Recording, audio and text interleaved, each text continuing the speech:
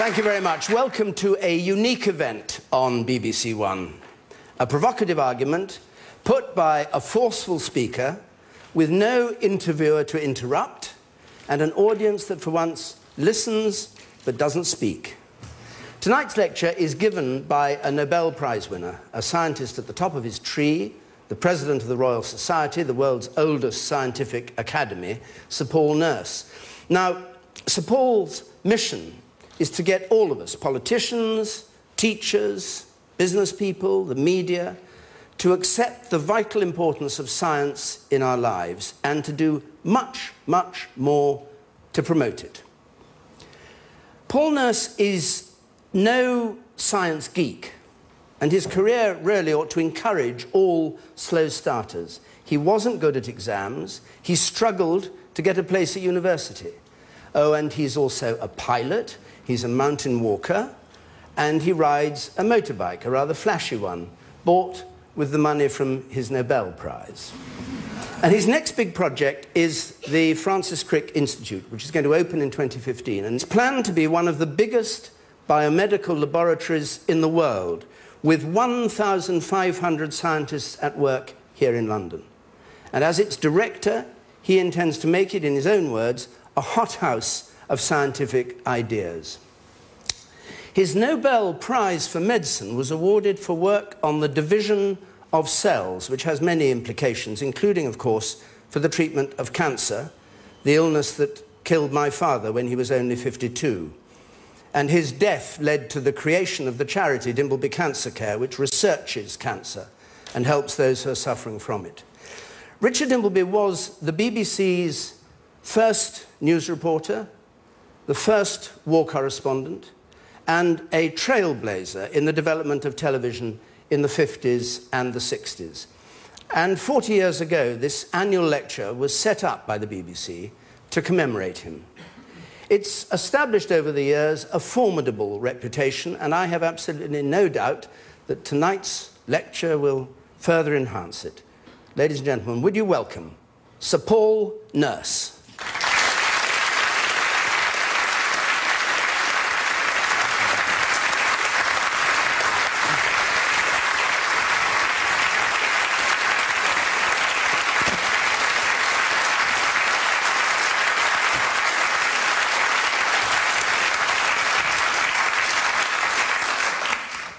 Thank you, David.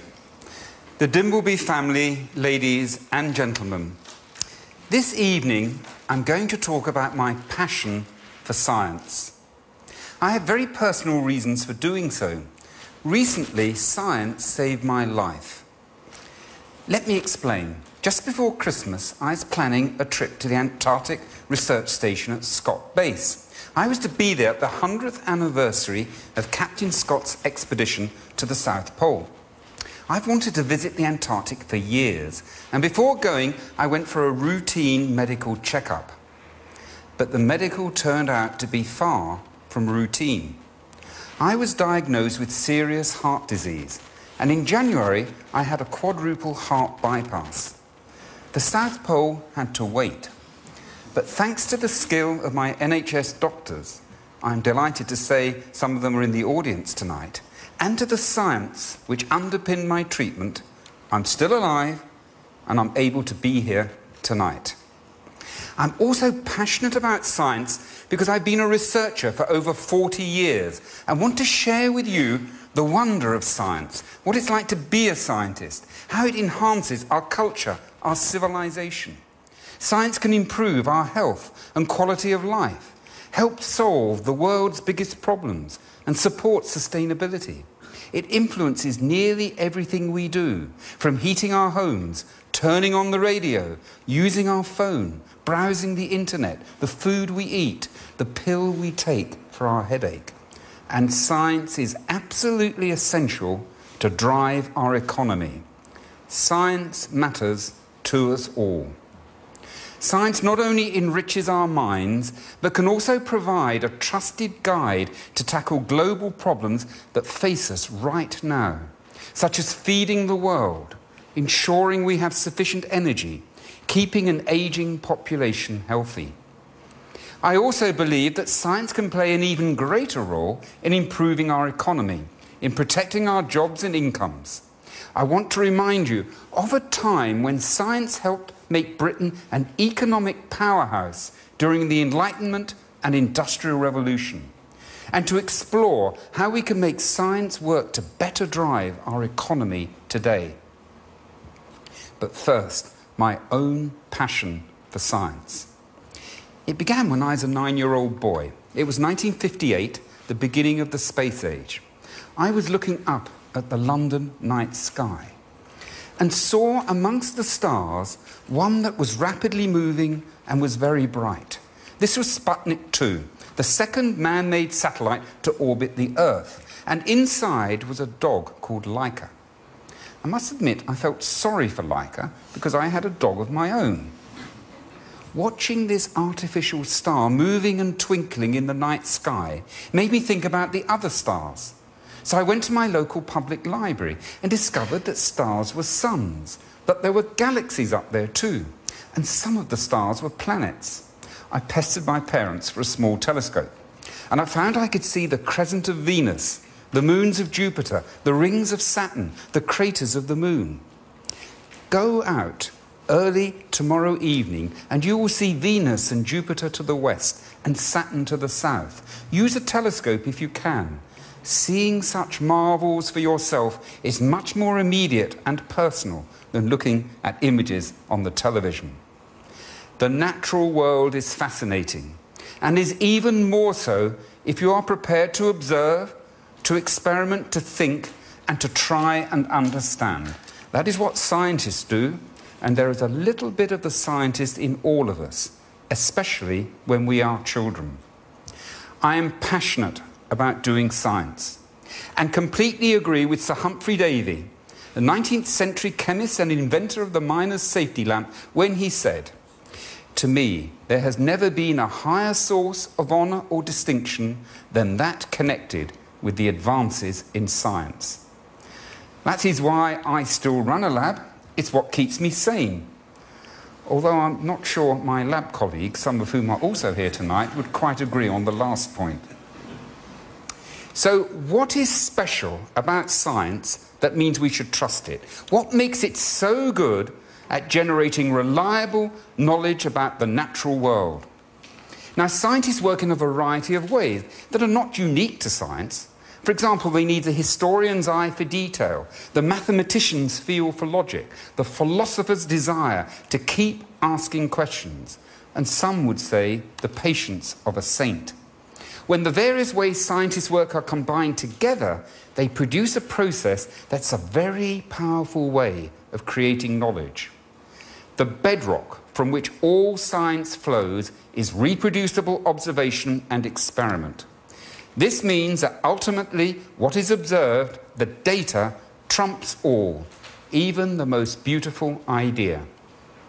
Scientists need to take account of all observations and experiments and not just cherry-pick data that happen to support their own ideas and theories. Scientific issues are settled by the overall strength of evidence. Often a particular idea drives what observations a scientist makes, but sometimes scientists make observations without a precise idea or hypothesis in mind. More whimsically, I call this following where nature leads you. An example of this from my own research back in the 1970s was when I was investigating what controls the division of cells, a problem of great importance for the growth and reproduction of all life and for understanding cancer. I was searching for genes needed for cell division by looking for yeast mutants which could not divide. Such mutant cells get bigger and bigger and can be easily spotted under the microscope. I've been searching for these large-sized cells for months when I spotted something quite different. A clump of cells doing the opposite, dividing at a small size. I was not looking for such cells, it was just that nature presented them to me. But as soon as I saw them, I realised they meant something important. I dragged everyone in the lab, and a few passers-by as well, to take a look. I was very excited, and I'm sure some people thought I'd gone a little mad. This clump of cells had a mutated gene in them which made the cells divide faster than normal, so they did not have enough time to grow to their proper size. I discovered these small cells in Edinburgh, so I called the new gene the wee gene. It works like the accelerator in a car. An accelerator determines how fast the car goes, and wee genes determine how fast a cell divides. That accidental and simple observation set the direction for my future work. Eventually, this led to the discovery that wee genes also control cell division in all of us, establishing that there is a universal mechanism controlling cell division in nearly all life. It formed the basis for my Nobel Prize and emphasizes the role serendipity can play in scientific discovery. But observations alone are not enough. It is the ability to prove that something is not true which is at the center of science. This distinguishes it from beliefs based on religion and ideology, which place much more emphasis on faith, tradition, and opinion. As a scientist, I have to come up with ideas that can be tested. Then I think of experiments to test the idea further. If the result of the experiment does not support the idea, then I reject it or modify it and test it again. A great recent example of the importance of testing is the experiment at CERN, which suggested that subatomic particles, neutrinos, were travelling faster than the speed of light. If this turned out to be true, then Einstein's theory of special relativity would need to be revised. As you can imagine, the scientific community was amazed and sceptical, but they did not shout the CERN scientists down. Instead, they encouraged them to do more experiments to further test their hypothesis. I've been relying on my physicist daughter, Emily, who works at CERN and University College London, to keep me updated. The latest is there might be either a loose connector or a faulty clock. So Einstein can probably relax, at least for the moment. Implicit in this approach is that scientific knowledge evolves. Early on in a scientific study, knowledge is often tentative, and it is only after repeated testing that it becomes increasingly secure. It is this process that makes science reliable, but it takes time. This can lead to problems when scientists are called upon to give advice on issues when the science is not yet complete. We see this every day in the newspapers, whether breast implants are safe or what foods are good or bad. The public want clear and simple answers, but sometimes that is not possible. People need to understand this, and we should start in our schools. Science is taught based on the great ideas that have successfully undergone much testing, such as those of Newton, Darwin, and Einstein. And so we tend to think all science is equally secure, as if written in stone. But that may not be the case, particularly at an early stage in research when knowledge is more tentative. This view of science should receive greater emphasis at school because the public would be better able to appreciate how science impacts on society. It's impossible to achieve complete certainty on many complex scientific problems, yet sometimes we still need to take action. The sensible course is to turn to the expert scientists for their consensus view. When doctors found I had blockages in the arteries around my heart, I asked them for their expert view as to what I should do. They recommended a bypass. I took their consensus advice, and here I am. That is how science works. It provides a strong corrective force in the development of scientific knowledge. Look at the debate about climate change. The majority of expert climate scientists have reached the consensus view that human activity has resulted in global warming, although there is debate about how much the temperature will rise in the future. Others argue that warming is not taking place at all, or that it will happen in a catastrophic way. But they have failed to persuade the majority of climate experts who have judged the scientific arguments made to support those more extreme views as being too weak to be convincing. There are also personal qualities which are important for science, including a sceptical attitude, honesty and transparency, courtesy in scientific dispute, Humility and self-doubt help as well. As the 17th century philosopher of science Francis Bacon said, "If a man will begin with certainties, he shall end in doubts, but if he will be content to begin with doubts, he shall end in certainties." Put all this together and you have a process which can offer extraordinary insights into the natural world. These range from the profound to the quirky. I really liked a recent amusing example which reconstructed the song of a cricket that lived 165 million years ago. But the work of science can also require courage, as it sometimes strikes at the heart of accepted thinking. Challenging established opinion is part of science and can bring about revolutionary changes which can be very unsettling. Displacing the Earth from the centre of the universe, first to an orbit round the Sun, and then to the arm of a galaxy within an infinity of galaxies, has had a profound effect on the position of humankind. Evolution had the same dramatic impact, moving us from being specially created and separate from the rest of life to being related to every living organism on the planet. Charles Darwin recognised this in his Descent of Man.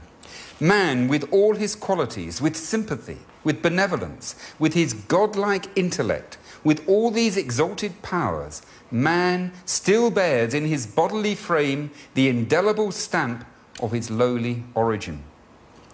These ideas about the earth and humankind were once unthinkable and heretical, but are now fully accepted by all those who respect knowledge and the power of reason. Science continues to be revolutionary, and we always have to be ready for what it might reveal. Improved knowledge of human embryology and an increased ability to keep the unborn child alive have major implications for when life begins and ends, also for interventions such as abortion. Studies of the brain will reveal correlations between neural activity and what we are thinking, our memories and our emotional states. Increasingly, we are likely to be able to use chemicals to alter brain function and to modify behaviours. Advances will have consequences for our views on free will, on justice and diversity. How much choice do we really have when we make decisions?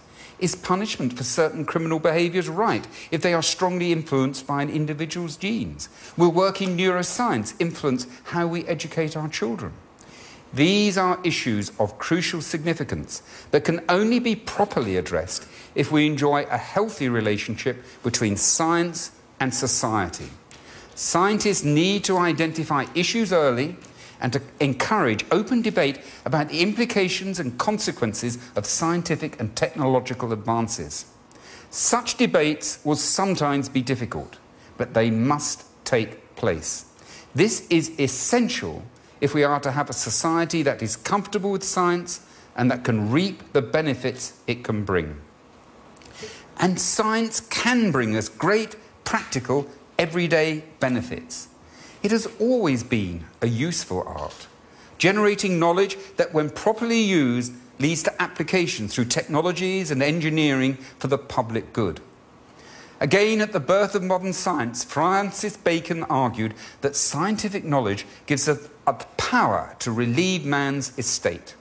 Robert Hooke of the Royal Society emphasised how scientific discoveries on motion, light, gravity, magnetism and the heavens would improve shipping, watches, optics and engines for trade and carriage.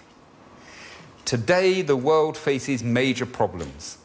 Some uppermost in my mind are food security, climate change, global health and making economies sustainable, all of which need science. It is critical for our democracy to have mature discussions about these issues. But these debates are sometimes threatened by a misinformed sense of balance and inappropriate headlines in the media which give credence to views not supported by the science, and also by those who distort the science with ideology, politics and religion. From the very beginning of science, there have always been such threats. When Galileo argued that the Earth orbited the Sun, the Inquisition did not argue back with science. They simply showed him the instruments of torture. It is very important that we keep such influences separate from scientific debate. The time for politics is after the science, not before. Let's look at food security. Ensuring that the world is properly fed. This has already been greatly helped by science. The Green Revolution increased agricultural production in the 1960s through higher-yielding cereals, better irrigation, and the use of artificial fertilizers and pesticides, developments led by the scientist Norman Borlaug. The Green Revolution is often credited with saving the lives of over 1 billion people worldwide from starvation. However, some environmentalists did not support these initiatives, leading Borlaug to respond. Some of the environmental lobbyists of the Western nations are the salt of the earth, but many of them are elitist. They never experience the physical sensation of hunger. They do their lobbying from comfortable office suites in Washington or Brussels. If they lived just 1 month amid the misery of the developing world, as I have for 50 years, they'd be crying out for tractors and fertilizer and irrigation canals and be outraged that fashionable elitists back home were trying to deny them these things. Science is once again required to improve yields, to make agriculture more sustainable, and to extend the range of crops that can thrive in more marginal lands. This can be helped through improving the growth of crops, assisting plant breeding, and by the genetic modification of plants, which will generate crops of high productivity and reduce pesticide use, better protecting the environment and biodiversity. It is time to reopen the debate about GM crops in the UK, but this time based on scientific facts and analysis. We need to consider what the science has to say about risks and benefits, uncoloured by commercial interests and ideological opinion. It is not acceptable if we deny the world's poorest access to ways that could help their food security if that denial is based on fashion and ill-informed opinion rather than good science. Another great challenge for the world is climate change. Discussions in this area impinge on politics, commercial interests, and strongly held opinions. And these influences have distorted the scientific debate. Solutions needed to counter global warming are likely to require more concerted world action, regulating the activities of the individual, of industry, and of the nation-state. And such restrictions are an anathema to some with particular political and economic viewpoints. Equally, those of an opposite viewpoint may exaggerate the extent of future global warming because of their affinities towards greater regulation and world government. This leads some polemicists to confuse the debate by mixing up the science with politics. The answer here is to focus on transparency and good science. There is no room for preconceived ideas. First we need the science, then the politics. Science will also be required to develop new ways of producing energy that are environmentally less damaging. Renewables like wind, wave, tidal and solar energy should be evaluated, putting vested interests aside to determine what is effective. The same applies to nuclear power, where science is needed to properly assess the risks and benefits. It is not sensible to respond in a knee-jerk way without evaluation of data concerning real environmental damage and health risks as against perceived damage and risks. Improved scientific knowledge has brought remarkable improvements also in life expectancy. 100 years ago, average life expectancy in the UK was about 50 years, and now it is around 80 years. Science will continue to be needed to improve the world's health in the future. Human genetics will identify genes which predispose us to different diseases, allowing us to understand how genes influence disease and how they interact with lifestyle and diet, promoting new ways to treat and prevent illness. There is great promise for stem cells, which can generate a range of tissues in the body, potentially repairing muscle and nerve tissue damage, countering the effects of degenerative disease and of old age. But here too there are threats. When I worked in the United States, I received regular hate mail from those who objected to stem cell research based on their religious beliefs. There are also those who challenge good science with minority opinions based on weak science. as was the case with campaigners who objected to the triple MMR vaccine. As a consequence, reduction in vaccination led to children's lives being put in danger. I have no doubt that science will continue to have a major impact on all such global issues over the coming decades. But now I want to turn to the issue preoccupying many of us today, the economy. Science is key to creating jobs and putting money in our pockets. The Industrial Revolution brought scientists, engineers, technologists and entrepreneurs together to apply science to industry and the economy. The result was the steam engine providing power, chemistry and geology improving ceramics and the use of natural resources, mechanics and engineering constructing machines for transport and manufacture. This era is symbolised by the Lunar Society, a group including James Watt, Erasmus Darwin, Matthew Boulton and Josiah Wedgwood, who discuss science and how science leads to new technologies and inventions supporting the economy. They met together in the Midlands once a month under the full moon to illuminate them during their ride home after dinner, and perhaps after some wine too. Where would our economy be without electricity and electromagnetism, electronics, synthetic chemistry, atomic physics, biochemistry and molecular biology? Some say Michael Faraday answered the Prime Minister of his day when asked what good his inventions of the electric transformer, generator and motor might be, by saying, "Why, Prime Minister, someday you can tax it." Although almost certainly never said by Faraday, this anecdote captures the view of some politicians and business leaders who fail to grasp how science can enhance industrial capabilities and create wealth. However, Faraday did eventually end up on the back of the £20 note, and for that matter, entrepreneur Boulton and scientist Watt, architects of the steam engine, appeared last year on the £50 note. So science seems to be going up in value. So how can we make sure that science thrives in the UK and continues to bring benefits to our economy? I strongly argue that the first requirement is to have a high-quality science base. We are very good at science here and have been for centuries.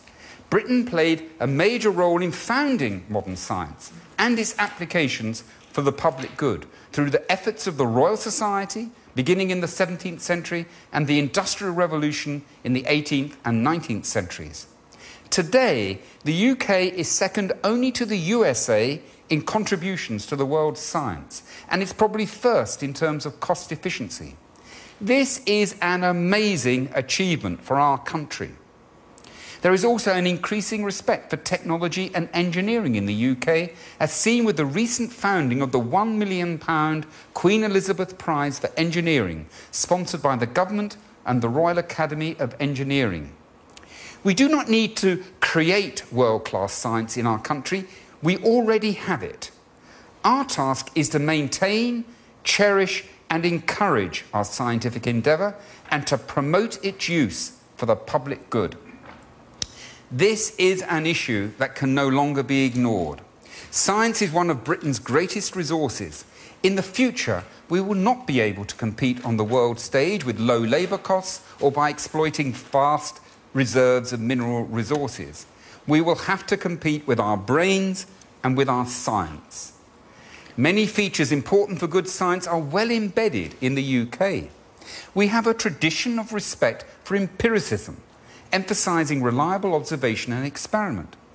Most importantly, science in the UK is carried out in a culture of openness and freedom.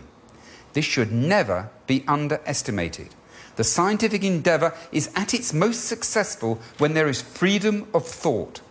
Scientists need to be able to freely express doubts, to be sceptical about established orthodoxy, and must not be too strongly directed from the top, which stifles creativity.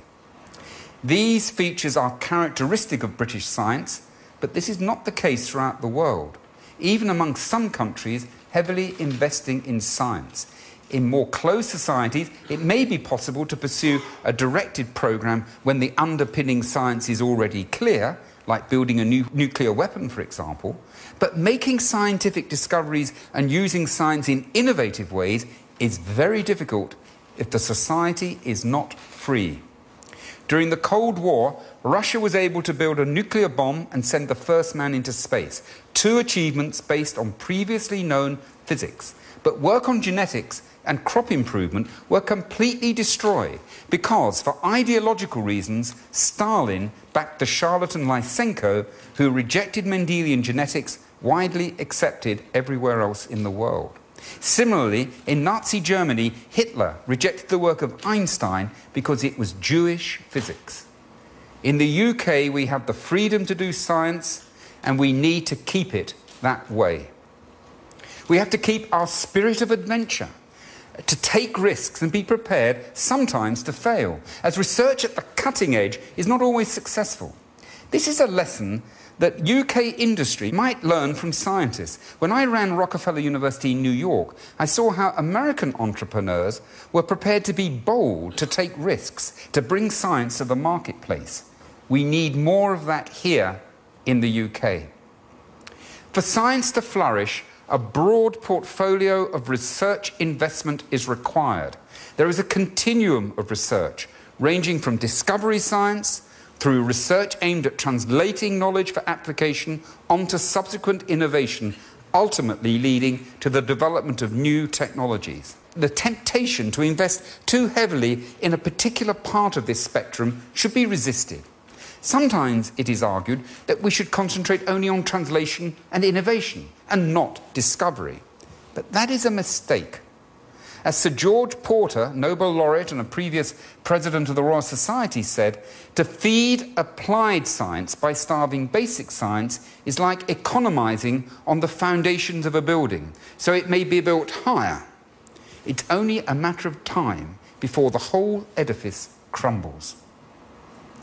Research often needs a longer timescale than is usual with the more short-term priorities of private business, or for that matter, of politicians elected on a 5-year cycle. This causes problem with longer-term projects, such as translating scientific advances into useful applications. We have a real opportunity in the UK of improving the translation of biomedical science into better treatments through an innovative partnership between researchers, the NHS and industry, promoted by the Academy of Medical Sciences. The UK has a great advantage with a very strong life sciences research base, a unified health service, and an active pharmaceutical industry. If all three work together, we can carry out research which will not only bring better health services, but also help our economy. Because the NHS belongs to the people, it is my view that NHS patients will be open to participating in research which will bring better health services to the nation and also help our economy. This certainly applies to me. The NHS helped me, and I feel responsibility to assisting clinical trials, allowing what could be learned from me to improve treatment of future generations. It is time to turn the NHS into a healthcare producer as well as a healthcare provider. Bridging the often short-term pressures from commerce and politicians with the longer times required to develop discovery research into effective applications is crucial. Greater collaboration between publicly funded research and private companies can help move science to application. Great scientific research requires talent. The most accomplished scientists in the world need to be trained here and attracted here. The UK is known to be excellent in research, and scientists of the highest quality from around the world want to come and work here, which can only be to the country's good. The necessity to attract highly trained scientists from abroad has to be reflected in the UK's immigration policy. The government needs to show leadership in this area by publicly emphasising that scientists are as welcome as entrepreneurs, ministers of religion and sports stars to come and work here. The Immigration Minister, Damien Green, has argued that he wants to encourage the brightest and best migrants to come and work here. But this must not be merely rhetoric. He has to make sure that the best scientists from around the world know that they are welcome here in the UK. Science education also needs attention.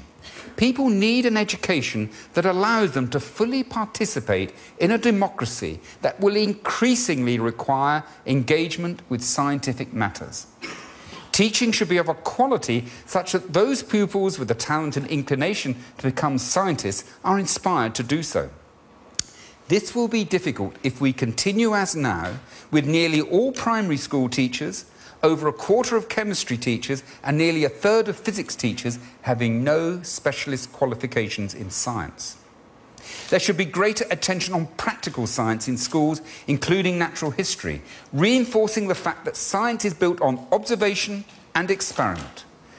Pupils must be inspired by the wonder of science and need to understand why science generates reliable knowledge. At the very least, everyone leaving school should know the difference between astronomy and astrology. I was inspired at school by my biology teacher, Keith Neal. His focus on practical science and on communicating the wonder of science was critical to me becoming a scientist. We need more Keith Neals in our schools. Most important for the UK is a culture shift to fully recognise what science can contribute. We should reawaken the spirit of the Enlightenment, a respect for science and rationality, a free sharing of ideas and thinking with people from all walks of life, revive the energy of the Industrial Revolution, and have the courage to take risks and be true entrepreneurs. We can learn from the Lunar Society, where scientists, intellectuals and entrepreneurs met together. But the world is more complex now. We've become more focused on specialist areas cut off from each other. Scientists are insufficiently exposed to other scientific disciplines. There are barriers between scientists and technologists and engineers, blocking the exchanges needed for innovation. There are further blocks between these communities and those who lead the public services and industry who need the applications of science. It is essential to break down these barriers through increasing permeability of both ideas and people between different sectors. With permeability will come more innovative ideas and greater mutual respect, leading to better progress in translating science into useful applications. I want to put these ideas into practice at the new Francis Crick Institute being built in London next to St Pancras Station. When it opens in 2015, it will house 1,500 scientists in what may well be the biggest biomedical laboratory building in the world. It will not just be a place for scientific experiments, but also a place for experimenting in the way science is done. As director of the Institute, I want to create a cultural and economic hothouse of scientific ideas and applications to make exciting discoveries, improving our health and driving our economy. I do not want scientists to stay in their labs all the time. I want them to mix with the best minds from industry, the city, the public services, the media, to spark off new ideas to help science benefit us all. It will be a place without departments or restricting hierarchies, with scientists free to pursue their own creative ideas in a highly interactive and open building. If it sounds a bit like anarchy, that is because it will be a bit like anarchy. It is often in mixed up and chaotic circumstances that the most creative work is done. Remember Harry Lime in The Third Man, who said, "In Italy, for 30 years under the Borgias, they had warfare, terror, murder and bloodshed. But they produced Michelangelo, Leonardo da Vinci and the Renaissance. In Switzerland, they had brotherly love, they had 500 years of democracy and peace, and what did they produce? The cuckoo clock." The Francis Crick Institute is a thrilling opportunity to create the world's leading biomedical research facility right here in the UK, attracting the best minds from all over the world, and could also be a model for getting our economy to work better. Good science needs good long-term support, and the UK must look at the scale and the scope of the funding it provides for science, both from public and private sources. The government has protected science in the recent cuts, which is very welcome. But even so, in real terms, support for science has been reduced. The government needs greater courage to properly support its stated aspiration of harnessing science and engineering to rebalance the economy towards innovation-based sustainable growth. The UK spends 1.8% of GDP on research and development. The Americans, 2.9%.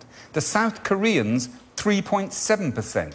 And we are dropping down international league tables for the production of patents. An even greater problem is spend by industry in the UK on research and development. At present, only 0.8% of GDP, less than half the percentage spent in the US and Germany. This low level of investment in science from industry means it lacks the research capacity to reach out and exploit the scientific knowledge being produced. There needs to be a shift in the boardroom to understand and appreciate what science can bring, with more focus on the longer term. Typical of the problem is what happened to the utilities. In the years following privatisation, there was a collapse in spend on research and development. Good for short-term profits, maybe, but not for long-term sustainability or long-term profits. I am passionate about science because it has shaped the world and made it a better place. And I want to see science placed more centre stage in our culture and economy. Our present economic troubles have promoted a debate about the future of our economy. And that future must include a major role for science. We need a new Enlightenment, an Enlightenment for the 21st century. And Britain is the place to do it, with its history of freedom, rationality and scientific achievement. We need more science in government, the boardroom and the public services.